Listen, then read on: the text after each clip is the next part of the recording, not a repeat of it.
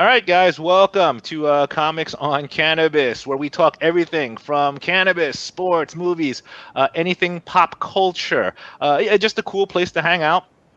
I am your host, Ed Cho, along with my partner in crime here and my co-host. We have Derek Michael. What's up, D? I'm doing well. Hope everybody out there is doing well. Doing okay. It's good seeing you, D. You too, man. Been a while. It's been it was a week and a half, I think. Yeah. Behind the board, we have. Well, he's a stud. We always like having him behind the board, Mr. Chris Mad. What's up, Chris? Thanks, man. I appreciate it. I love being here. This is great. Chris is always awesome. And of course, basically today we actually have a very special guest. He's a friend of mine. He's a funny comic. I've known him for maybe over 15 years now, around there. Pretty much, yeah, something like that. And let me tell you about Tom. He's actually broke down he's broke down Asian comedy, stand-up comedy barriers. He produced shows like Chopschtick, A-List comedy. I think you had Jam and Asian, right? You had Outlaws. So everyone, this is my good friend Tom Hudson. So Tom, thanks for being here. Oh, thanks for having me, man. Been a while since last time you and I shared the stage together, and I'm really excited to be part of this. So this is awesome. You know what? It was always good connecting with you. The one thing I always think about with you, I don't know if you ever remember, but it was years ago. I probably don't, because I think we were drunk at the time. It's possible. Do you have your... memory. Yeah, exactly. So we had a lot of fun back then, doing all the shows and whether it was at Gotham Comedy Club, Stand Up New York, or Laugh Lounge. It was a lot of fun to do. Well, that's what I was going to talk to you about. When I initially first met you, you had a show at Gotham. Remember? Oh yeah. And then I was like, hey, you got to put me on the show. And you're like, yeah. And you, for some reason, you just wouldn't put me on. You're like, well, Chris has to meet you first. Chris has to meet you first. Dude, I don't even remember that. Well, I remember that you were better looking than I was. Shut up. Bigger than I was, and I was incredibly jealous. And I think I was older, and I'm still older. And so when you bring on a comedian that is better and funnier, you kind of have a little trepidation. So dude, I don't remember me telling you, acting like a big shot. Well, Chris Mazzelli, and he said, no, usually as a producer on a comedy show, whether it's at Gotham, at the time it was, I don't remember saying, oh yeah, Chris Mazzelli has to see you or whatever. Or yeah, you wanted back then, I think, and I'm telling my age right now, but back then it was you submitted a tape, and then the producer would see you, or the talent manager would see you, and they'd go, okay, even if you were a booker, even if you were, a booker on a show and somebody producing shows. So when I did Chopstick, I approached Chris Mazzelli about doing a show at Gotham Comedy Club, and we were all very young back then.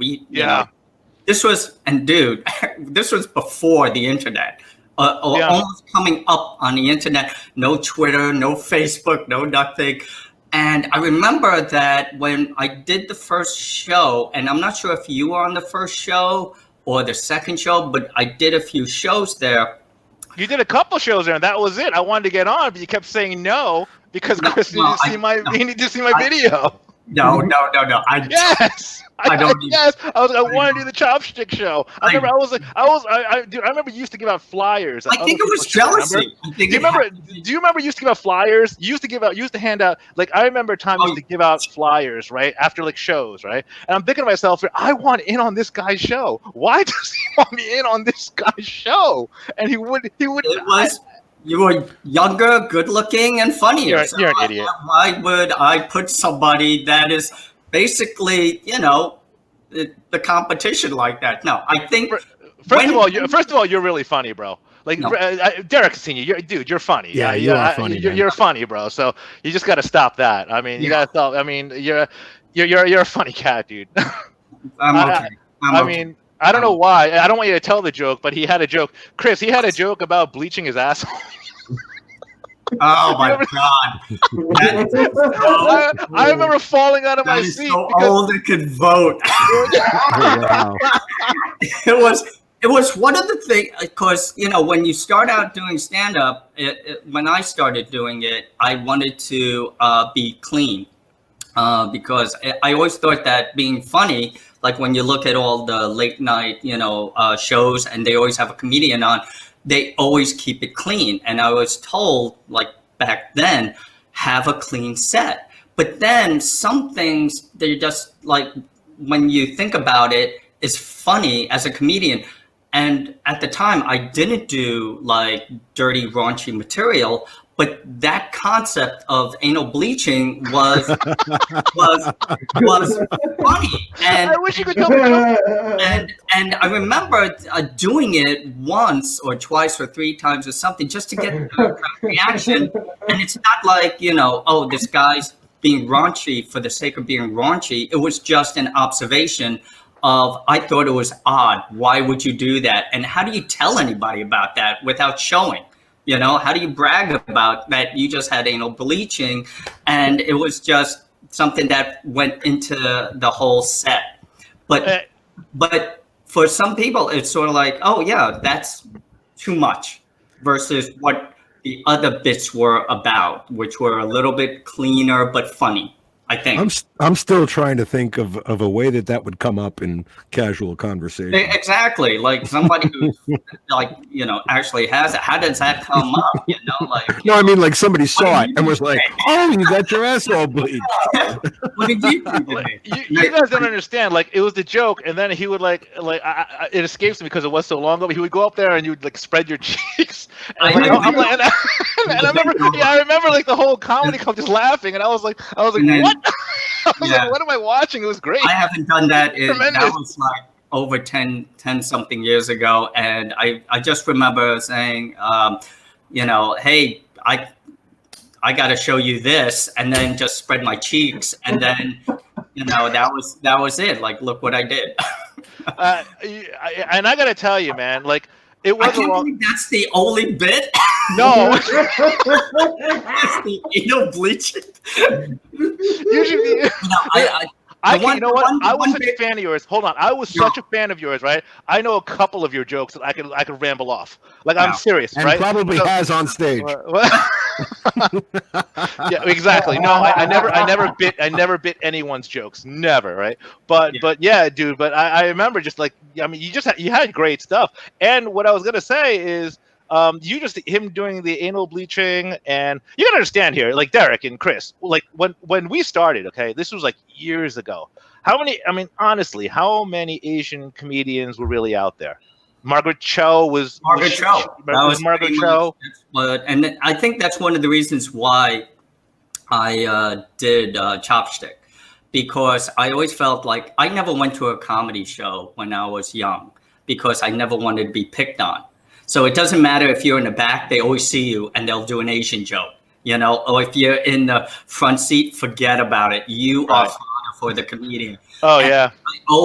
I never went to a comedy show. I performed in comedy shows, but I never performed in, I never went to comedy shows. I only performed in it. So what I wanted to do was, because I knew only people would say, oh, like Margaret Cho, I wanted to give an environment where the Asian American comedians can perform in front of an Asian American audience, because people only thought that it was Margaret Cho.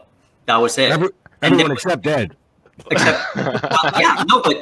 is part of that. Ed was like, one of the many, and they were like, at the time, I could count maybe 15 that I knew or people recommended. And it was always great to find out, oh, there were more comedians, Asian American comedians, to, perform in front of an Asian American audience, and vice versa. The Asian American audience can sit there and also see Asian American comedians that they didn't just see on The Tonight Show or on Late Show or whatever. And that was pretty much why I started Chopschtick, and Chris Mazzelli was open to that. And that was really cool. And the funny part about that was I was approached by what's it called? The guy from Broadway Comedy Club. Okay, Al? Al Martin, right? Yeah. And Al, this is great. You're gonna love this. Al actually took me to the Friars Club to have dinner. And Really? Yeah, I didn't tell you about this, or maybe I did. No, you never did. You never told me you went to the Friars Club. Wow. So he said, "Let me take you to the Friars. I want to take Chopstick to Broadway Comedy Club." And I was like, and he takes me to the Friars Club. And have you ever been to the Friars Club? Yeah, I have. But wait a minute. It's a lot of old white people. Then was it Broadway Comedy Club? A lot of old, just old, like really old white people. And it was just me and Al. And we're going in, and we're sitting at the table. And he starts talking about how he wants me to bring Chopstick to Broadway Comedy Club. And I was like, oh, no, I already signed with Chris Mazzilli. But not like a contract thing, just, a handshake.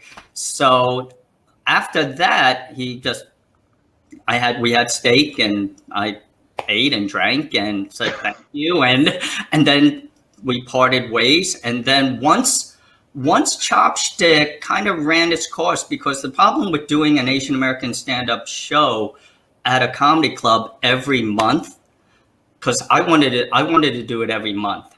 Yeah. If not every week. I wish, right? I remember that. Yeah. But the problem is, and this happens to a lot of shows that are speciality shows, like Homo Comicus or any like Irish or Jewish or whatever.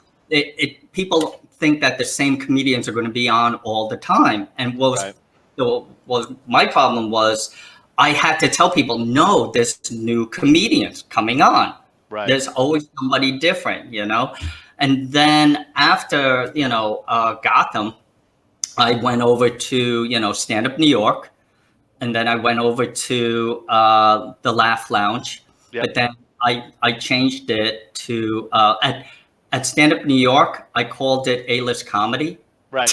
And then at Laugh Lounge, we called it Jamination. Ed, you've been to Laugh Lounge. Jamination, yep. And then you also brought the Village, too. You brought the Village Comedy Club as well, right? You brought Outlaws there, right? Yep. And also at bars. And so the biggest hurdle for me was telling the Asian American audience that there are more Asian American comedians coming on the show. So just keep coming. And that was the only difficult part about it. And once, you don't get an audience, then the club says, you know what? You're drawing flies, dude. You're drawing flies. Absolutely. That was it. But back then we had Steve Byrne. Yep, I remember Steve. Yep. Steve Byrne, Elliot Chang, and even as Aziz. Wow, I haven't heard his name in like 3 years. Aziz Ansari. Aziz, yeah. Mm-hmm. He headlined one of my shows, and I just heard about that he was doing something at the Upright Citizens Brigade. Like he was doing stand up there, and they said, "Oh, you got to put Aziz on," and I was like, "Oh, sure." So I met him. I saw it. I think I saw a set, and then he went up, and then he just left without like it was like, oh shit, really? Yeah, I was like, what? Oh, hey, dude, how's it going? And who else did I have? Oh, I was looking through, and Ed, you sent me the flyer, the old flyer. Oh my God! Yeah. Which one was that? That was I had a couple of them, but I forgot which one it was. But it was there were a few of them. But it just brings back so many talented people that I had on my show, and somebody had to remind me. Oh yeah, you know what? Ali Wong was on your show. Ali Wong was on your show. Yep, I remember. You know what's great about your show though, too, man? You keep saying like you wanted to put a show together for Derek. You've been to these shows too, right? Yeah. And they still have them here and there. But what was great about his shows is that you made it Asian centric, obviously, in having the talent being Asian.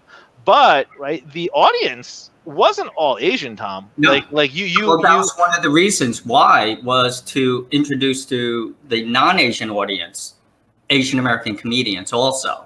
Right. So it was more about being in an environment where everybody feels comfortable. Right.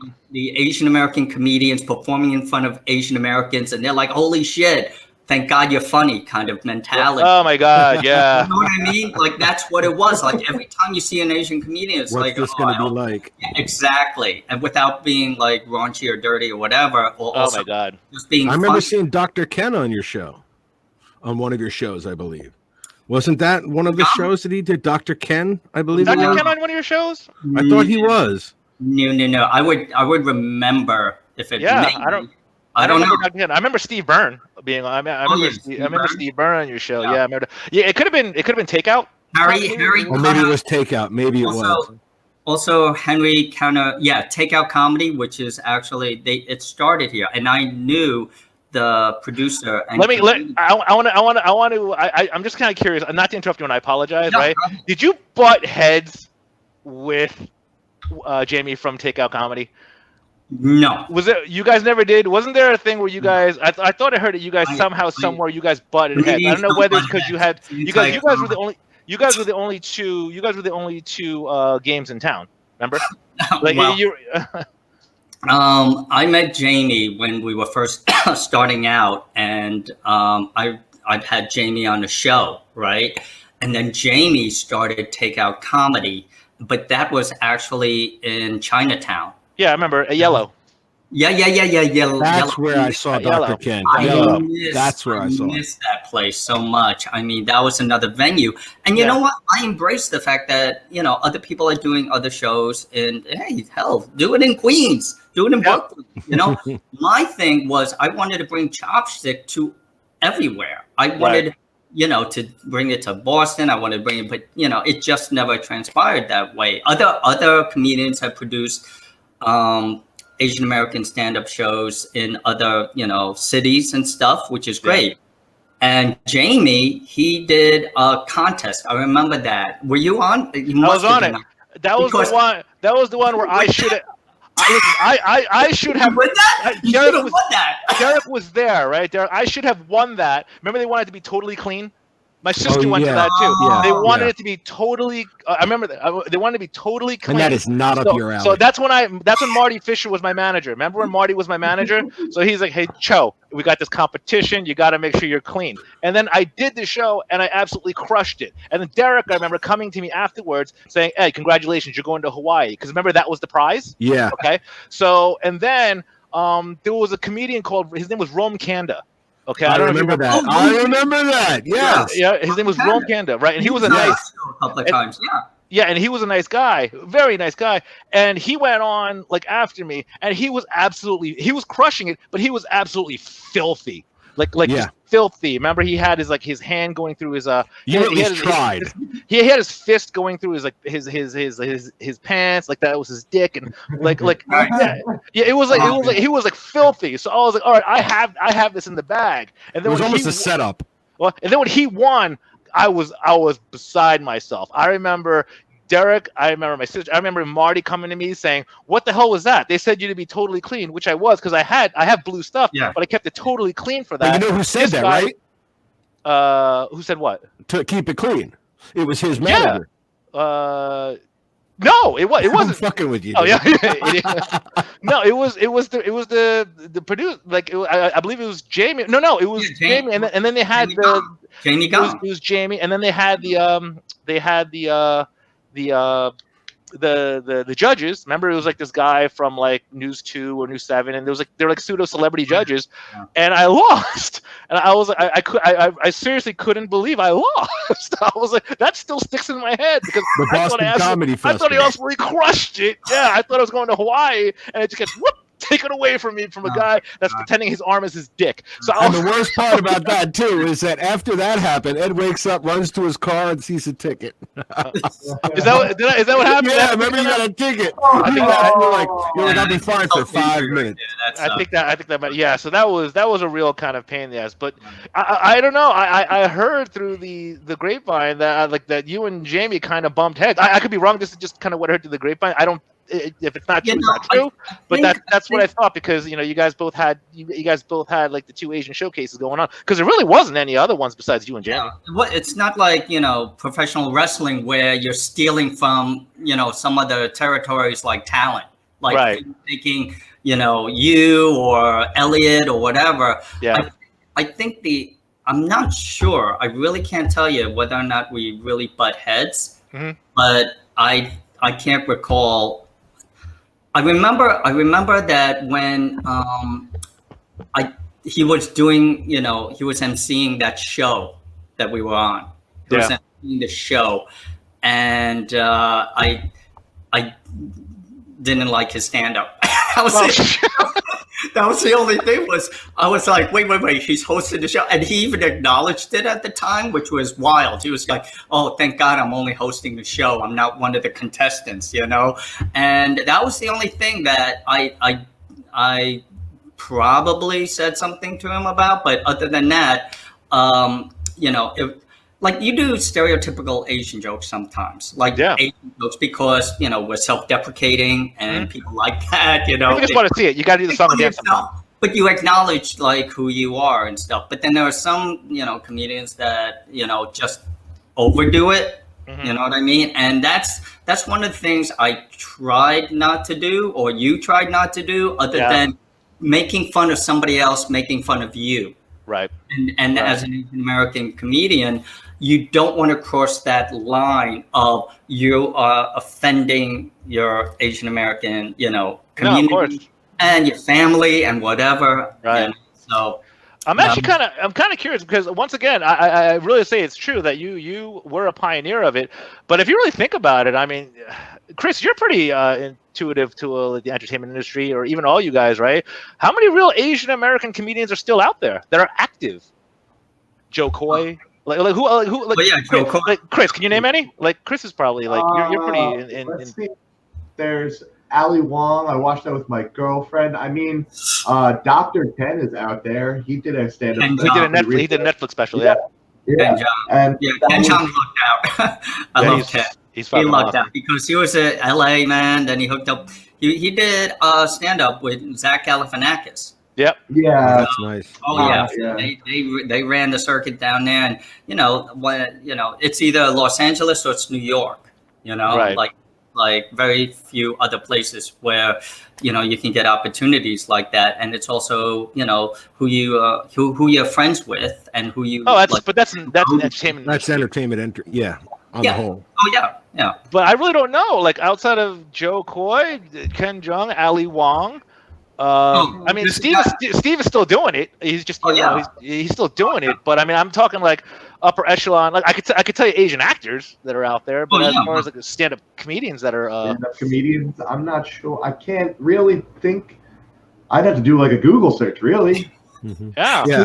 And Asian pop singers are really having their moment. And that's probably one of the still ongoing issues about getting Asian American talent, on, in movies, on TV, even though when, I came back doing stand-up at a time when, it was right after, because I had quit in 2018. I remember you that. Didn't you get a real job when you're an engineer or something like that? No. As a creative director in an advertising agency. Right. So I posted this long Facebook about. I remember that. Yeah. I had the duality of being Tom Hudson and Tom Tesker, and then I said Tom Tesker won because of the money. The money was too good. Yeah.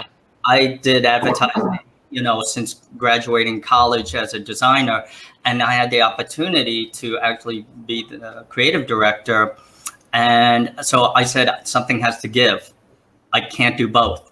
I'm working nights, weekends. I can't be traveling to Pennsylvania for a $15 gig in a coffee shop. Remember those, Ed? Oh, I do. Very much so. And just do 10 minutes or this. Yep. I couldn't do that. Or do, Broadway Comedy Club at, 12:30 in the morning. Yeah. The two people. You remember we performed in front of the Red Hats? Yeah. Oh. I would always bump into Rio Kioki, right? Rio.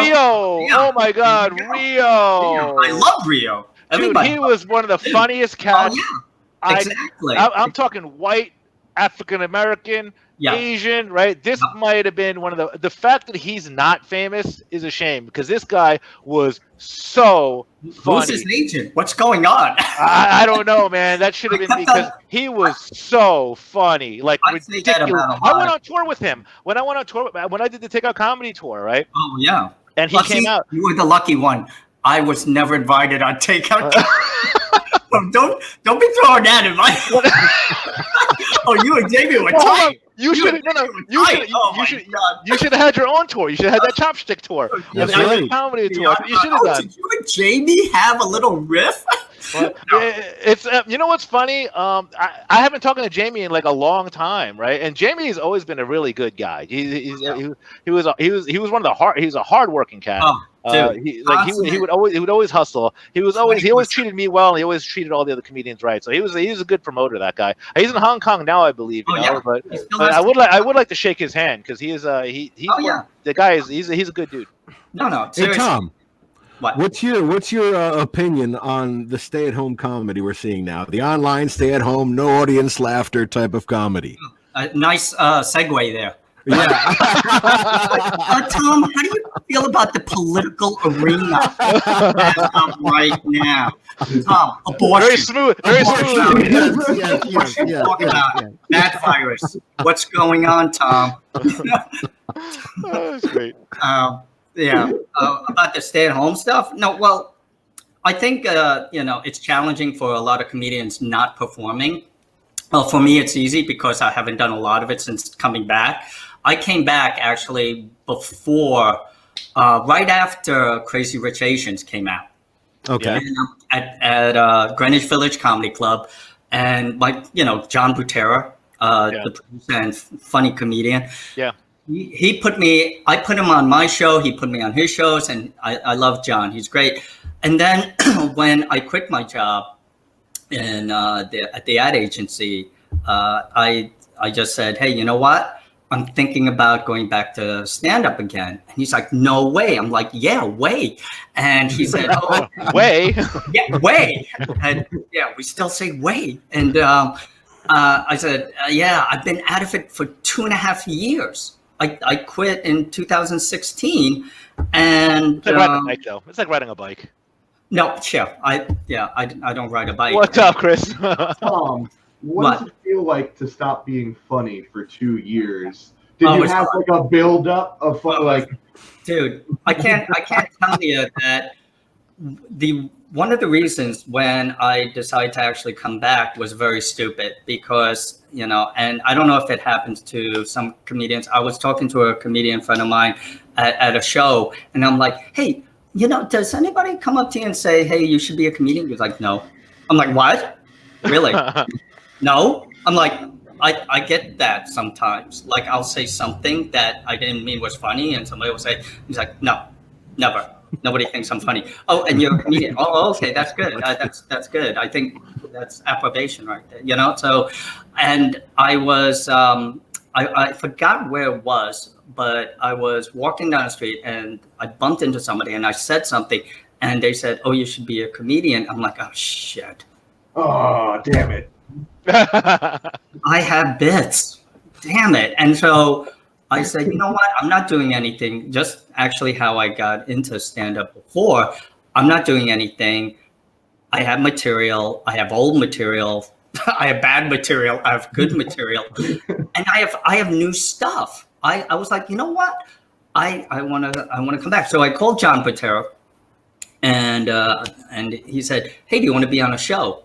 And I was like, I don't know about that. You know what? This is at Village, right? At Greenwich Village Comedy Club. I think it was also at, the first time was at Broadway Comedy Club. Oh, okay. And it was at the small room. Yeah. The big room. I love that room, though. I think that room's great. Oh, that's great. Yeah, I love that small room. Very intimate, only seats 40 people. Yeah, it's a great room. Mm-hmm.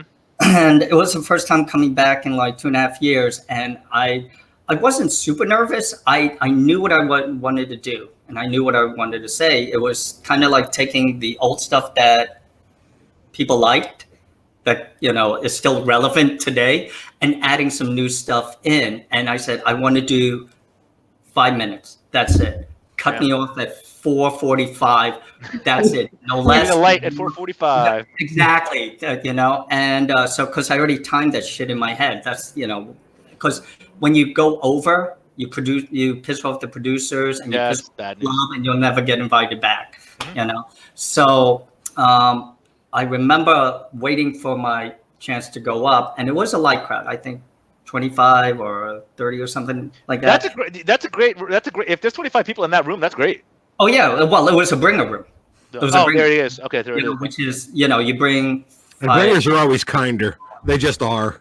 Well, they are. They are to the people they know that are going on stage. Well, yeah, but they also which is so true. My friends on. Yeah, which is so true. But they're willing to give you a little more leeway. Oh, that's so true.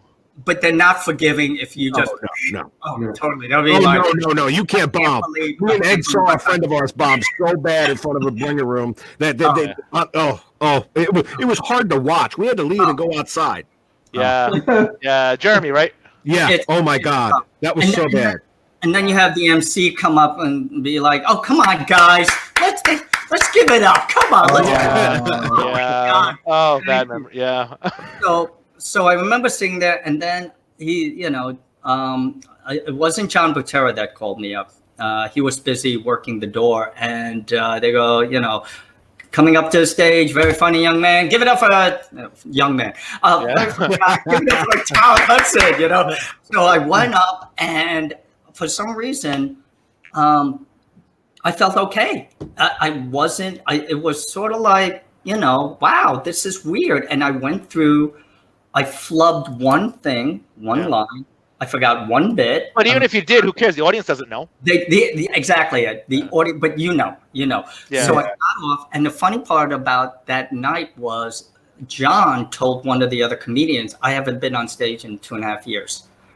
So she came up to me, this comedian, goes, "I can't believe you have not been up in 2.5 years. Unbelievable." I thought she was going to say it shows, but she didn't. Boy, that is very supportive. No, she didn't. But that I was like, yeah, I just want to keep on doing. And then at Greenwich Village Comedy Club, I was talking to Dustin Chafin, right? Because Dustin is, he's the comedian there, also resident comedian, and also he's, I think he holds, he does his classes there, right? And he goes, "Damn, Tom, Crazy Rich Asians, man. It's great to be an Asian comedian, right?" And then the virus came along. And it wiped it all away. Like, man, it sucks to be you. And then ever since the virus, now it's like, oh, forget about it. It's sort of like you're just at home. And you see comedians, going back to your point, your question, Derek, is comedians are now finding other ways to keep the funny going. Yeah. They do like the videos of them at home. They do. See the drive-in one? Podcasts. They do what? They have a drive-in one. My friend runs it. He runs like the AC. It's AC jokes. He runs it in AC. So what they do is they actually they rent out. It's pretty cool. It's very different. I don't know, but they rent out a parking lot. And then they have the comedians actually come up on the stage is the back of a truck, like a pickup truck, and there's a microphone, and there's also a radio transmission that that'll make it so the feed goes into your car. But instead of clapping, and instead of you honk your horn to show your appreciation. That's clever. Yeah, that's really clever. I love that. Yeah, so then you honk your horn, and then but honk if you think I'm funny. What's that? Honk if you think I'm funny. Yeah, kind of like if a joke goes like electronic equipment from the back of the truck also. Like, is that like part of it?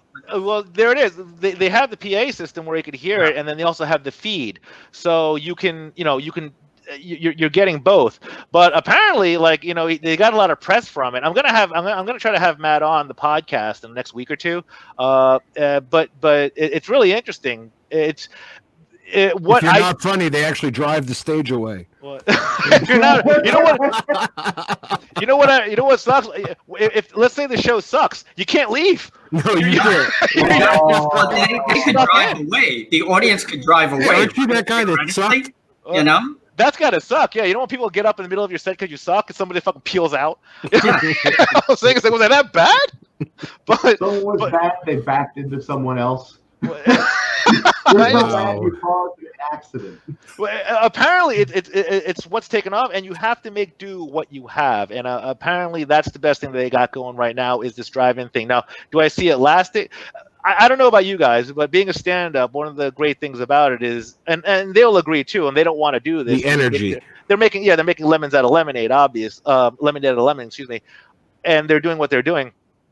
But yeah, you want to feed off of them being so close, and hearing their laughter and the interaction. Where here, there's really no interaction. It's kind of like you're telling I guess there is, but you're telling your jokes. Yeah. You're telling your jokes, and then hopefully they like it and they'll honk the horn. It feels like you're rehearsing, I bet. I don't know what it is. It raised an eyebrow for me. And if you go up and see videos, I'm sorry. Yeah. What happens if a Joe goes? It would just be like, what? No. Oh. And then you see like windshield wipers going on, maybe the lights go off, the car lights go people off. doing something else, Like what happens when they want you to get off? Do they just flash their lights? I never thought about that. You flash the high beams, right? All right, get off the stage. Wow. You know what? You gotta admit, it's an interesting concept, and there's ways of doing it. I mean, let me ask you. I was just about to, even Derek knows, go full force back into stand-up comedy, and this all happened, and a lot of it had to do with what Tom said too, like the Asian thing was you had Crazy Rich Asians that was just blowing up. You had that band, BTS, saying that was just everybody. It's an Asian boy band, right? That now that was taken to another level. Parasite absolutely crushed it at the Academy Awards. Yeah, that's an unfortunate name for the film about Asians. I know, exactly, Parasite. But when you really think about it, it's I know it's kind of bad. But then this coronavirus thing comes along, totally wipes out. Where I think me and Tom thought, hey, it's much easier. We can move forward. Or you come back with, coronavirus material that's like safe and it's not too soon. It's like, any performer that has to deal with something that's in the mind of the consciousness of the audience. Like if, when I remember when I was first doing stand-up, I didn't do any Asian material. Yeah. And, I don't think I did either, right? I tried not to, at least. Yeah. And then somebody came up to me, and another comedian, and he's like, how come you're not doing any Asian material? I'm like, well, I just want to be funny. And they're like, yeah, but you're Asian, right? And I was like, I heard. Yeah, they want you to acknowledge that. And I was like, okay, but I don't want to be the stereotypical like Asian person doing Asian jokes. Let me try to spin it a little bit where it's slightly unexpected. And what that person said actually rings true, because I was watching a show once. Well, I think I was on a show before, and it was a handicapped person. He had like one of those metal legs or something, prosthetic, and he did like a whole bit. A whole set, never mentioned one thing about it, and everybody in the audience was like, "Wait, does he know he has a on?" And everybody was like waiting for it, and that was the weird thing. And it's sort of like, okay, at least acknowledge it, get it out of the way, and then you can move on. And most comedians do that, whether you're Irish, Jewish, it doesn't matter, Catholic. It doesn't matter. That just acknowledge it and then do something else. Let the audience know. And I think I told another comedian about that once I learned my lesson about it. Just get it out of the way. Could be your first bit. Even though, I mean, having a metal leg is like having a prop on stage. You could do a lot with it. You know what I mean? Top comedian. Eric, are you saying that gives him a leg up? Well, yeah. Oh God. Wait, what was that? He had a leg up. Then Oh God. Well done, Chris. Get back there, Chris. You know what's funny? What Tom says is true. I remember Marty, my old manager, would say the same thing. He was like, I did a whole thing where I wasn't really Asian. And he goes, hey, Cho, you're Asian, right? I was like, yeah, someone told me. And then they're like, you might want to say something about it, Cho. And I was like, okay. And then like the same thing. What I would do is I would like try to get it out in the beginning. You know what I'm saying?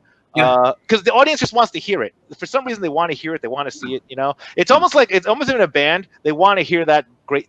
Let's say you have you have that one song, right? Basically, they want to hear that one. They're expecting that one song. If you don't play that song, it's disappointing, right? They want that one. They want that one Asian joke, right? If they don't hear it, it's disappointing. You know what I'm saying? And that's like, I mean, it's just true. You know how many times like I would watch a band. What Boy George does. Karma Chameleon, man. He doesn't have that one song, though. He's got Karma Chameleon. What are you talking about? Doesn't he? No. He does not. Right? Wait, that's not Boy George? Oh, it's Boy George, but that's not the Boy song. He George. doesn't have that song. It's not him? No, it's Culture Club, Yeah. which is Boy George, right? I don't Yeah, that is Boy George. it's I'm Boy just George. saying it's not a good song. That's what he's My saying. whole point here. He's not arguing that it's not his song. He's just saying that's not a good song. It's listening to it in the shower, like fuck yo. Just Ed's fifth beer. What? It happens to be on my playlist. I'll tell you, Boy George is. If you want to hit on Boy George, be my guest. I'll show you. I'm getting my outfit. I'll be back. There you go. You want to hit on Boy George? Damn it. It's the 80s rock. Shut up. Hey, Chris. You're in a band, right? I got a quick question for you. You're not like comedians, except girls want to fuck you after a show. No, it does not feel that way. It's a bunch of sweaty dudes with beards all the time. Got the groupies. When are you guys gonna go? Like, not you guys in general, right? But you being in the music world, right? There's got to be a way. And Tom, this is gonna go to you as well, right? I haven't really heard. When do you think that? Well, we'll go to Chris first. When do you actually think music will come back, where people will actually start going? I mean, I guess you have to social distance, but when do you think, where you'll be like, you know what, I actually have a gig, and I think people will actually show up, not cameras? It's going to be a while. You don't know that. I have friends who did a drive-in. They got an FM transmitter, had a parking lot, did the whole thing with the band going through. You could listen through the radio, the honking, everything, and it worked out. It got media coverage. Fantastic. Dude, I don't think that's reasonable and maintainable. I mean, yeah, it's great. It's got a novelty, but at some point, they're not gonna do live concerts before they do, allow people into barbershops. This is something. You know what I mean? That's just not gonna happen. Well, I thought that they, if they're doing sort of like the temperature test, like when I go to, some of the like grocery stores or even in the Asian market in New Jersey, they do a temperature test. Yeah, but you're not gonna do that at a concert, though. Like, let's say Bon Jovi. Bon Jovi has a concert. That's like about 40,000 people. And then all the people producing it too, who have to be close quarters. Not a lot of people think about all the production staff that you don't see that's there that are working the 60-hour days. It's the same thing as a bag check. It is the same thing as a bag check. You have. I really hope they don't run out of oil thermometers. And they're not checking for bags. You must check for bags, in the bags, and also your temperature. Right. You have a gun, but your temperature's fine. Go in. You're good. So I think that would work. Is that safe? For some reason, something sounds very incomplete about that. Here's the temperature gun. You're safe. Welcome. Have a good time. Especially considering the people that have had the virus are getting it again, and they can still transmit even though they don't have a fever. Is that true, though? Yes, it is.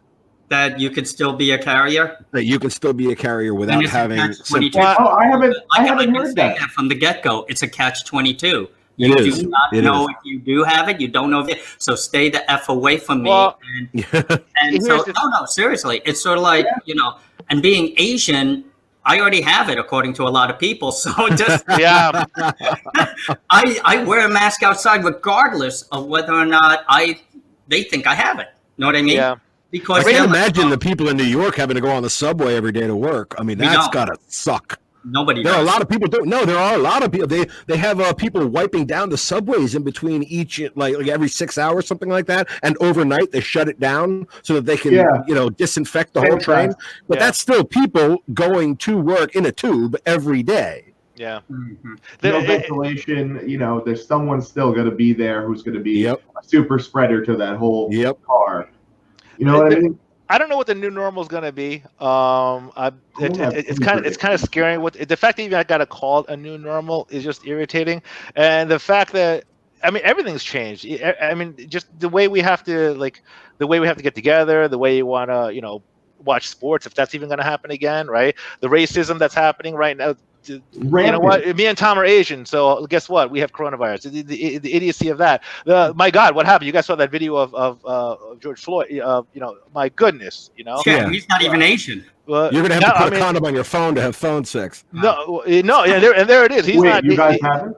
But it seems like all of it right now is just spiraling out of control, which is why I always thought, and it just sucks. It's really questioning too, but just all the racism, all the negative stuff that's happening out there, seriously, stuff like concerts, music from Chris, stand-up comedy from myself, Derek, Tom. Those are distractions. It seems like something that you just really, really need, but you just for some reason we can't. Scary. Well, I think we can't do it in the way that we used to do it. That's going to be as effective. Well, the clubs are going to open up, but it's going to adhere to like some of the guidelines, which is parties. I think I saw that for restaurants, some guidelines when restaurants open up. Yeah, like occupancy. 5 or 6 feet apart. Like if you bring a party of 4, 6 feet apart from another party, and it may be half full. Which is sort of like, a lot of clubs, that I know that I've been to for shows that it's only half full. But they're half full when I perform just because. Exactly, just because, yeah. It's too expensive to go. And so you would still have like, a show, but it's only half full. Do you know what I mean? But at least you're paying the bills, you're paying the comics, you're paying, like when comedians are just doing shows, on YouTube in their own living room and whatever, and they got a fan base, but that's not performing in front of them. That's basically right. And so I think what's going to happen is just it's going to slowly open up, but not to the capacity. You won't have Madison Square Garden like with whatever. You know what I mean? And a lot of comedians that have been doing it have stopped doing it. Or they're in places that don't have such a lax, system right now. Right. And then they gravitate they go there. Somebody who went to Pennsylvania to do a stand-up show. And I'm like, really? Not that we don't go to Pennsylvania, but they probably had enough people there in order for a comedian to go out and perform. Right. Because I'm still going fishing in the next 2 weeks. I'm still going fishing. Yeah, but fishing's different. Fishing's different. You're on your boat, you're outside, and they're talking about an enclosed area, You know what's crazy? With comedy, I guess you can get away with half of it, right? You can't get away with it in music. You can't have a mosh pit. You can't have a... No, you can't. That's not happening. None of that can happen. I don't know. That's the thing. All the energy that you feel from the audience is gone. I mean, so heavy metal music is going to take a little longer. You're basically the musician in the subway just playing, and random people, like 5 people, actually stand to watch you. You know what I mean? They're not close to each other. They always stay apart, Well, so it's going to basically be like that, is if you're going to be performing somewhere, it's always going to be a separation. Well, that really kind of gears up to what type of music you play, no? Like I said, Chris, you're not gonna be playing heavy metal, but if you're let's say you do opera.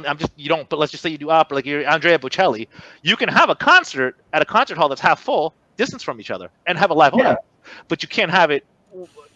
I mean, your music. I don't think there's a mosh pit with your music, Chris. From what I've heard, I don't think there's gonna be a mosh pit or too many at that point. But you'll just have me standing there, Chris, and going, "Hey, hey." Yeah. Okay. I think we gotta wait till December. December, they said they're probably going to have by December the vaccine. So, well, I mean, then things can really start getting back to normal. Until December, though, things aren't going to be totally back to normal. Yeah. It's just they're going to be back to normal after that. We don't even know. I mean, it's really depressing. I mean, because we're all entertainers here, it's really depressing because we all need human contact and feedback and all of the things. Tours for June and July. I wasn't supposed to be here today. Right. And all that stuff, all my bookers got back to me and were like, "Hey, man, you're on your own." This isn't, we can't do that. And after all the work that I put into it, I was just like, Hey, you were going to get paid with those gigs too, right, Chris? Yeah. So that's money too. It's also a concern. They said 2.1 million went on just today, I think, right? The new number is 2.1 million on unemployment. So, well, if you're a touring comic right now, a lot of issues. Can you get compensation for if you're that? a comic, I can't even imagine if you can. Nothing. I can't get compensation for being a musician. Yeah, but I think, throughout this, whole ordeal and the stay-at-home policy, especially in New York, that for a lot of people, especially entertainers, that they have they're creative, right? Yeah. You have other creative outlets. Ed, you like to write, write jokes, write bits. I like to write. I like to do other things, and this actually gave the opportunity to explore other creative avenues that you wouldn't necessarily have thought about doing. And Chris is like, yeah. Porn sounds great. Interesting, salient, interesting. And then, so I know a lot of people that actually said, you know what, I had the opportunity not just to be with family more or your pets more. I know I'm driving my cats crazy, that being home all the time. But they want you dead. Yeah, they're like, even before I was home. Shit, we can't plan anything when he's here. He's fucking here all the time. God damn it. But for me, it's been writing more material, working on also creative writing, stuff I've been wanting to do for the longest time, ice sculpture. But no, not ice sculpture. Well, I was about to say, what? Wow. Ice sculpture in June. Yeah, it's really hard to get ice. You're talking about a guy that talks about anal bleaching, okay? So ice sculpture would not be out there. You have to know somebody with ice, seriously.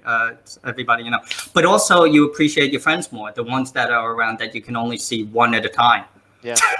So instead of frustration, you're seeing your Zoom friends. Exactly. All your Zoom friends or StreamYard friends. Yeah. And so, you find a creative outlet because you are creative. And even when you're not, you find something that you've been wanting to do and you do it. And that helps with it instead of just huddle in the corner going, I don't know anybody, Yeah. You know what I mean? Like, I have no talent, What am I going to do? I feel like Trump. I have nobody, you don't want Wow. Sorry. You had to throw that in there. I did. I'm sorry. I mean, no, don't be sorry. Don't be sorry at all. Derek's the biggest Trump fan, right, D? Oh, yeah. That was obvious sarcasm. Shut down social media when social media actually helped him get elected. Yeah, he's trying to. I think There he's trying to has censor not it. been Right? a president that has been like so outspoken and actually was awarded for it. Come on. Yeah, they say that he reads at a 5th grade level, which is why his base thinks he's a genius. Like, I want to get and then somebody whispers, no, it actually helped you get elected. Oh yeah. You know what? Forget about it. Just Facebook now. Yeah. Just Facebook. I want to get rid of everybody else, and never mind. That was his right anyway. You got to give it this, man. The guy's entertaining. Bizarre. The guy's entertaining. I mean, if you're a comedian, you want him in office forever. Dude, Bill Maher should get on his hands and knees and thank God for Donald Trump. True. The father, all of late night TV. Every single one of them. Thank you. I know it's sad to say, but it is. It's a we went too long in between Bush W and Trump. We had nothing in those years. but they knew how to be. Well, in other words, they knew how to talk presidential when it was time to be presidential. That's true. Versus somebody who says, you know what? I know it's awful and people are dying, but look at my ratings. Come on. Have you ever seen? Yeah. I think Trump should start smoking pot. You know what? Comics on Cannabis, man. You know what? Here's the thing, right? We can bag on the guy all we want, but if he wants to be a guest on Comics on Cannabis, he's more than welcome. He's more than welcome. He can come on Comics and Cannabis. We'll have plenty of cheeseburgers waiting for him. Hamburgers, only hamburgers. Sorry, we'll send him some McDonald's hamburgers. He'll feed the NCAA team. Last but not least, before we go, Tom, you're still a sports fan? Yeah. Yep. You think you think anything's ever gonna happen? We're saying football. You know what's so weird? is it was like a couple of weeks ago where I just said, I say some stupid shit on Facebook sometimes, but and I just sent out, oh, you know what? I don't miss baseball. It was like a weird realization that I was That's so funny.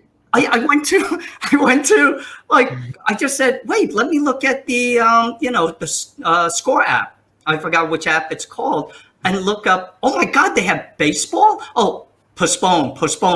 Yeah. And then I went, wait a minute, I don't miss it.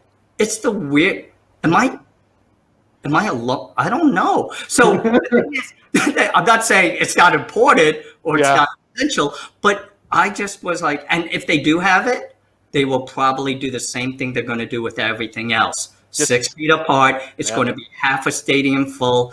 WrestleMania, and I don't know if I saw that. That was difficult. You know what? Apparently, it was a hit. Apparently, the fans really enjoyed it. Dude, like, I had what I heard. I mean, if you read all the forums about it, like the fans really kind of enjoyed it. It was cinematic. It was cinematic. He took advantage of all the editing and that's what you do. It's Vince McMahon did what comics are doing, like with drive-ins. Drive-through comedy is you make it happen regardless, and either people accept it or they don't accept it. And I was a fan of WWE ever since I was a kid, and I think that that solution was good. Other companies are following suit where we can have a live audience. So let's bring in people that aren't sick, have part of the audience, or let them do their thing. And those were the online concerts you've also been seeing. You know what I mean? Like nobody's there, but they're still doing it. Right. And that's I'm gonna miss if football doesn't come back. I'll be. What we should do? We should combine football with paintball. With what ball? Football with paintball. Oh, paintball. So they can't touch each other, but they can shoot the shit out of you. We could freeze the paintballs and make them wear their uniforms. Yeah. Well, I like the idea of all the barricades and stuff like that. And we'll throw that in there. All I know is I really want sports to come back in the worst way. I you know what? The only reason I miss, I'm a big Mets fan, as you know, so I wanted to see DeGrom pitch, and it's something I really wanted to see. And Filipino slap fighting. Yeah. What's up, Chris? I was gonna say, I have this urge for like a competitive sport, and I found this new thing called competitive marbles. My God! Is that when they race? They race, they kayak, they push weights, all kinds of crazy things. And it's all probability. What's it called? It's the Marble Olympics. They're like 4 years worth. It has different shots, overhead, follows, commentators. There's an audience of marbles. Yeah. Is this like the new Puppy Bowl? Is that what it is? No. Now that John Oliver's sponsoring it, for this year. I'm assuming it might be something, but it's something competitive that people don't have to be there. It was like a 10-person production team, so it really wasn't that much. They had multiple courses. It was really kind of addicting. If you ever smoke pot and you're just like, I've seen it. The marble one is really cool. There's like a race, and there's a commentator, and you pick a marble, and it literally you root for the marble. And because it's a natural progression, right? It's like the marbles cut each other off, and then that marble's ahead. It's actually not. It's pretty exciting. It's oddly exciting. Wait. The marble thing is exciting. It's oddly exciting. Wow. You know what? I will send you a link to it. It's oddly exciting.